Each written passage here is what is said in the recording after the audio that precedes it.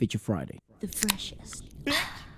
One of the videos that I've been meaning to show you guys, in case you're new to the channel or you're not very familiar with the channel, Waleska is currently injured. She's actually, you know, the big boss of the channel. But I've been wanting to show you guys some of the things that I'm really passionate about. A lot of you guys know that I'm a percussionist by trade. I still play the drums, but percussion is kind of the thing that I'm the most passionate about.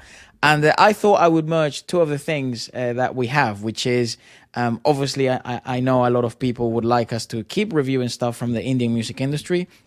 And they would also like to know the things I like about percussion and drumming. So this is the perfect video because it's a merge of both. We're going to check out a performance of Zakir Hussain. In case you don't know who he is, he does things like this.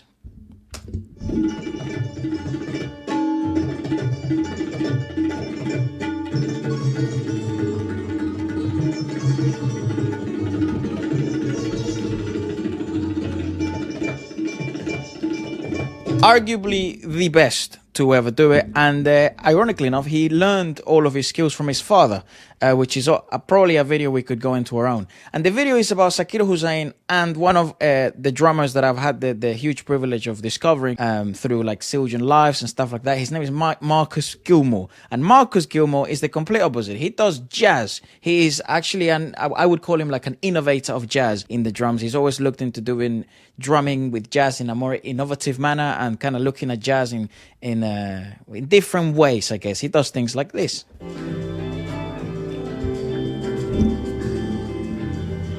That's him.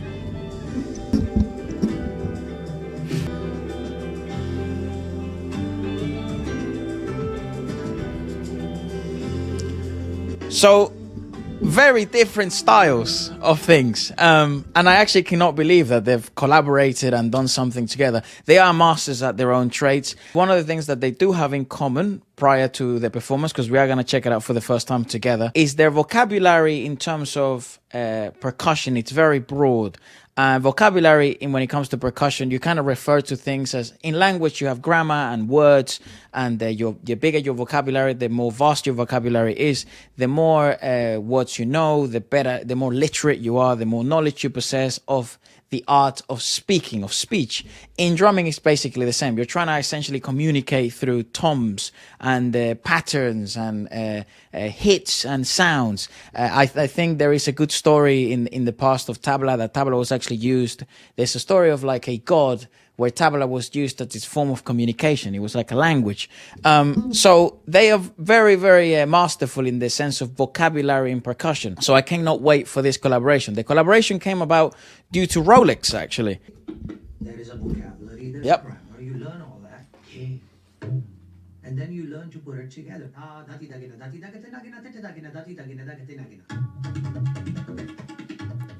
So, to a certain extent, I've always had this question. Sargam, which is something very enigmatic to me, and we have had the chance to experience it live. Perhaps it does originate from percussion and the tabla, because that's essentially what that sounded like, but he's just explaining vocabulary-wise the sounds you would try to replicate when you are playing in the tabla. I learned everything that I know about drumming from my father. Just like me. He was my guru and my master. My father told me once, go ahead and play with jazz, go ahead and play with rock, do whatever you want to do, but don't forget your roots.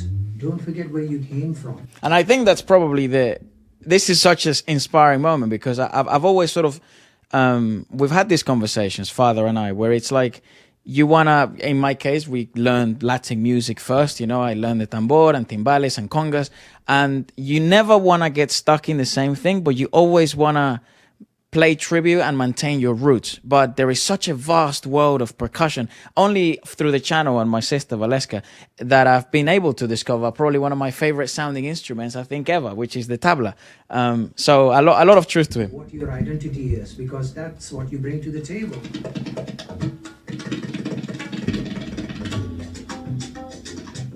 I've always had a really strong connection with music and drums in particular. When I was fairly young, I realized that this is what I wanted to dedicate my life to. I think he learned, if I'm not incorrect, I think he was first probably playing drums in church. This program brings together different cultures, and passing the information down to the next generation means everything. Yep. I actually see it as an opportunity to straighten out some things in my career. Interesting. I do wonder what their conversations would be like behind the cameras, especially with someone as what would you call it, as prestigious as like royalty in the percussion world. Every rhythm cycle has its own particular rhythm riff, which has a melodic tone. Okay. It's about preservation of what was and bringing it into the present and making sure that it's nurtured and passed on to others intact, but at the same time to not just keep it as it is, but to open it up to Dude, see what else can be done with the it. fact that he's so open to that, because sometimes I do fear, and it, it's ironic because jazz is a bit like the rebel of the family of classical music, essentially, correct? And when you see drummers go from like classical music, they go essentially to jazz, and then from jazz perhaps they feel a little trapped, and then they want to experiment with things, so they probably go to alternative jazz, and then from alternative jazz a lot of our friends have decided to then go to alternative rock, where they have a bit more freedom and there's less structures and rules. But jazz, if you come from classical music, like if you're a saxophone player, if you're a violinist, if you're a guitarist, if jazz is like, it's a breath of fresh air, because there were things you were not allowed to do in structurized classical music. But in the sense of Zakir, he does come from classical, with a classical background. It's so nice to hear from someone who is so classical and orthodox in his approach to music, that he's also willing and open to new ideas, and he wants things to be preserved, but also to evolve as time goes. To perform with him in Mumbai. No way. Evolved to this degree and to be like one-on-one. It was amazing. What I've noticed is that his language of speaking rhythms has broadened. This need to want to know more and be able to take that leap of faith and take information, that's something that has always guided great musicians. And this is what's happening with Marcus.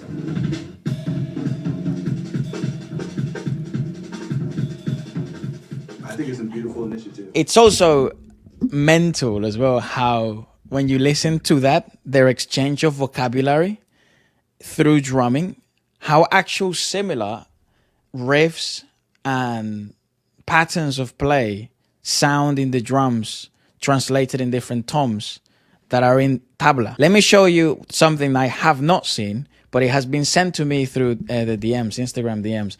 And it's Zakir Hussain, Abbas Kosimov, Marcus Gilmore, and Bernice Earl, Travis. This was in Washington, and they did this beautiful piece together.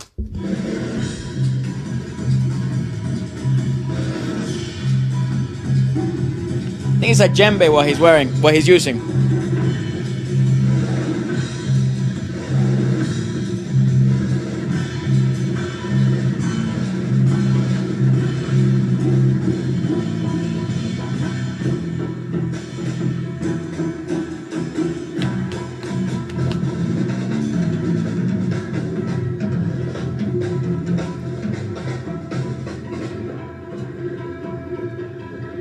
To a certain extent, Zakir is sometimes so quick, and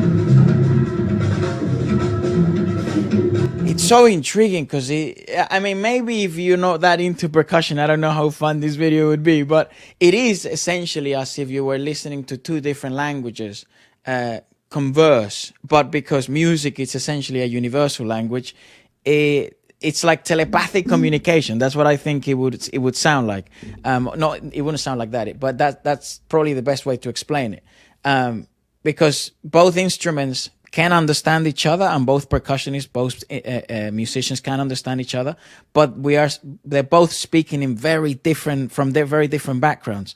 Because what Marcus is essentially doing, it's just flowing essentially. A lot of the filling notes are ghost notes, and he's trying to instrumentalize and create ornaments through different toms, and that's why it sounds less not monotone but more orchestrated in the drums than it does in the tabla.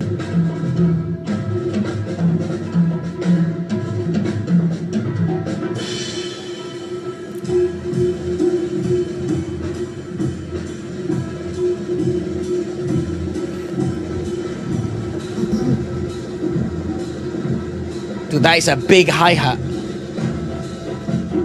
Dang, dang, dang, dang, dang, dang, dang, dang, dang, dang, dang, dang, dang. Nice. Yeah, it would be a very peculiar experience as a drummer, this, because obviously I presume this is like towards the end of the concert and things like that. But Zakir's speed is very, very fast, and also he does things that I don't even understand a lot of the time because I'm not that well versed in tabla playing. But I just thought this was a cool idea of like East and West meet. Let me know if you found it interesting, and if there's any other compositions you'd like me to check out like this, or things that I'm not aware of, maybe collaborations that have happened. I'm pretty sure many drummers have traveled to India before and collaborated in that sense. I would love to check that out and broaden my own knowledge and broaden my I guess perspective on percussion. Goodbye.